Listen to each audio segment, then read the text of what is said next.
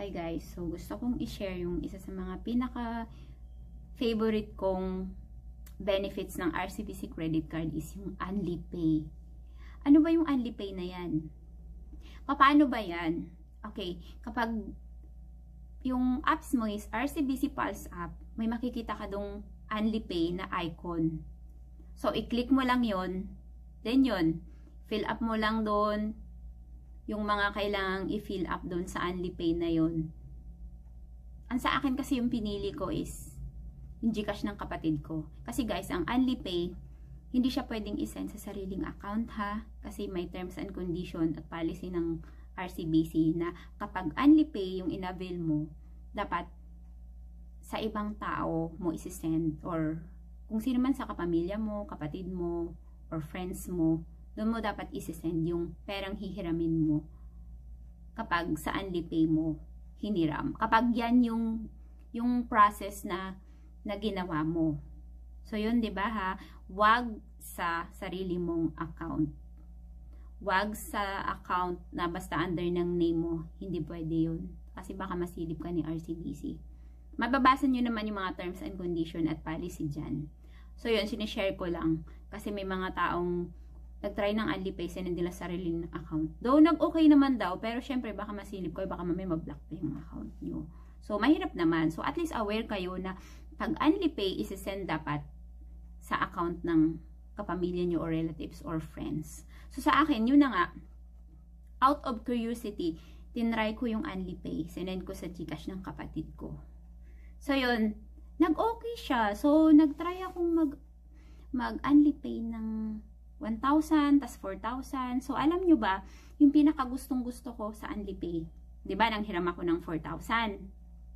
Alam nyo ba na pwede nyo siyang bayaran installment from 6 months to 36 months. O, di ba? So, hindi siya mabigat kung talagang kailangan mo ng pera. Tapos, yung kapos ka, alam mo yun, pag nagsastruggle ka sa financial mo, so, maganda ang UnliPay. Basta't bayaran mo lang din talaga siya ng ayusin mo lang yung pagbabayad mo. So, mag-compute ka din kung magkano yung kaya mong bayaran per month. Diba nga, kung nagsastruggle ka sa financial mo, diba? So, yun. So, imagine mo, 4,000. Kapag, kunwari, i-convert ko siya into installment, pag 36 months, so, 146 something lang yung monthly ko. Diba? Hindi mabigat. Hindi talaga siya mabigat bayaran kapag ganun. O, diba? Kaya, UnliPay, kasi nga, yun, unlimited installment. Sobrang gaan siya sa buhay.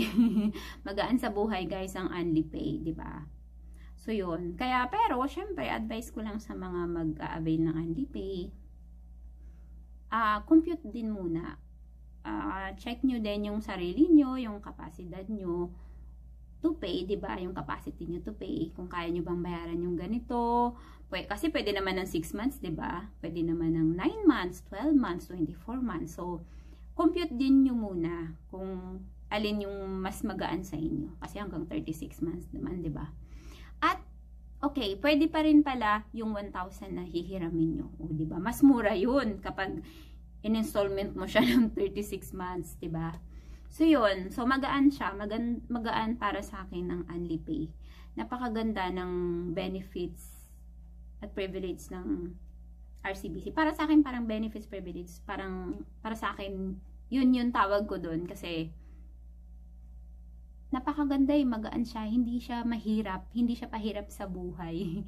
Ganun. Napakaliit ng babayarin mo monthly kapag nag-avail ka nun. Lalo na kapag gipit na gipit ka talaga sa pera, malaking tulong talaga ang may RCBC credit card. Pero syempre guys, habang may chance ka din, habang may opportunity ka na magbayad ka ng maayos, magbayad ka on time, or in advance, much better para gumanda po yung credit score natin sa bangko. Kasi alam nyo naman, pag nasira tayo sa bangko, connected lahat yan sa lahat ng bangko. So, may hirapan talaga tayong makakuha ulit ng credit card.